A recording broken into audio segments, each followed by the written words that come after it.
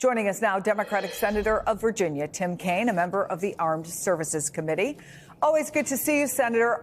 What do you hear? Are there two more Republicans who you think will vote no on Pete Hegseth? Chris, right now the odds are no, but it's not a complete no. There is still a chance, because it is the case that sometimes members vote to forward nominations to the floor for a final passage vote, but then choose to vote against final passage on the theory that a presidential nominee should get a floor vote. You're right that Senators Collins and Murkowski were no votes, and Senator Murkowski laid out in a way that was as clear as any Democrat could lay out why this would be a disastrous nomination. I hope that my Republican colleagues will realize there are strongly Republican, pro-Trump folks with military expertise who could do this job, but who don't have the serious character deficits that Mr. Hegseth has displayed throughout his career. Well, I wonder what you are hearing. I mean, are these allegations against Hegseth at all weighing on any of them, in particular the ones you talk about with, strong concerns about national defense? Would it have been better, perhaps, politically, to focus more on Hegseth's qualifications or lack thereof, as opposed to the allegations against him of a sexual nature?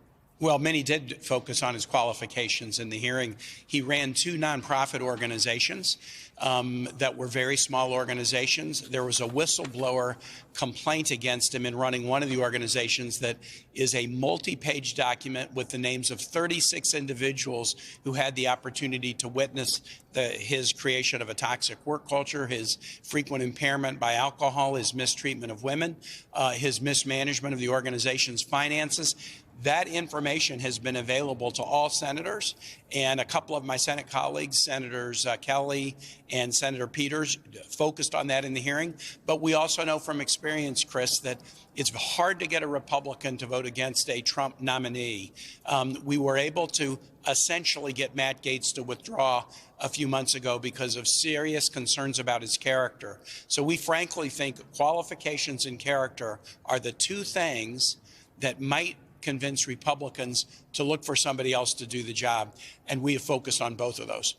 So in the meantime, I wonder if you think that the outcome of this vote, whatever it is, will help you and other Democrats kind of shape your strategy for other controversial nominees. And I'm thinking in particular RFK Jr., Tulsi Gabbard, Kash Patel, whose hearings are set for next week.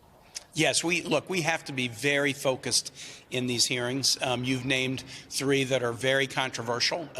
I will be part of one of those hearings, the RFK Jr. hearing in the Health, Education, Labor, Pension Committee. But I do think this, you want to focus on qualifications and you want to focus on character. But of all of these, I would argue the Secretary of Defense is the most important. I think it's the most important cabinet position, with millions of troops and their families and DOD civilians depending upon strong leadership, somebody who is admitted to serial infidelity, who is admitted to paying off a sexual assault claim, who has been alleged in very credible allegations to have mismanaged organizations and created toxic work culture. We don't need that person at the helm of America's military. Well, let me invite you to come on next week around the RFK hearing. Would love to hear your thoughts on that then. Great. That'll be next Thursday. I'll look forward to it. Likewise. In the meantime, try to have a good weekend, Senator. Appreciate your time. Thank you, Chris. You bet.